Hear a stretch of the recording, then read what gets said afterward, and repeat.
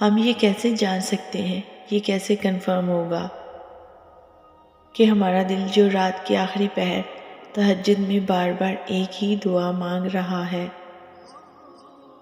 وہ قبول آخر کب اور کیسے ہوتی ہے؟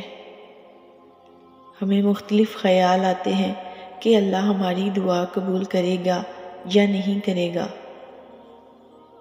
بے یقینی کی کیفیت میں رہتے ہیں اور جلد ہی مایوس ہو جاتے ہیں۔ آپ جانتے ہیں تہجد کی دعاؤں کے کچھ اہم راز بھی ہوتے ہیں، پر آپ سب سے پہلے یہ جان لیں کہ کچھ دعائیں ایسی ہوتی ہیں جو زبان سے نکلنے کی دوری پر ہوتی ہیں۔ کچھ دعاؤں کو اللہ فوری قبول کر لیتا ہے اور کچھ دعاؤں کی قبولیت میں اللہ دیری اس لیے کرتا ہے۔ بعض دفعہ اللہ کو کسی کا مانگنا اتنا پسند آ جاتا ہے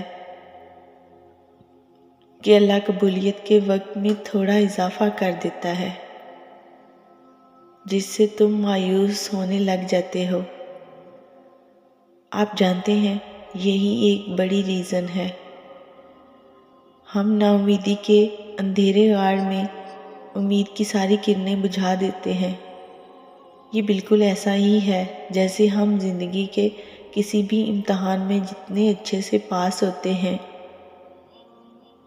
ہمیں اس کا انعام بھی اتنا ہی بڑا ملتا ہے۔ بالکل اسی طرح اللہ بھی آپ کی دعاؤں کا امتحان لیتا ہے۔ آپ جانتے ہیں دعا کی قبولیت کی نشانی کیا ہے؟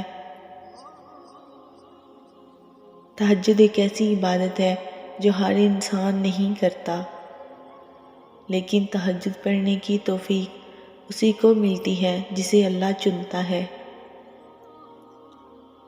اگر اللہ تمہیں تہجد تک لا رہا ہے تو یہ ایک خاص نشانی ہے کہ وہ تمہیں تمہاری چاہت سے ملوانے کی تیاری کر رہا ہے۔ جانتے ہو تمہاری تہجد کی دعا قبولیت میں دیری کیوں کر رہی ہے؟ کیونکہ جب ہم اللہ سے مانگتے ہیں تو ہمارا رویہ بالکل مختلف ہوتا ہے۔ ہم اس کے آگے فریاد تو کرتے ہیں لیکن ہم یقین کے ساتھ نہیں مانگتے، جس کی وجہ سے ہماری دعائیں ادھوری رہ جاتی ہیں۔ تم جان لو کہ اللہ ہر کسی سے اتنا رابطہ نہیں رکھتا۔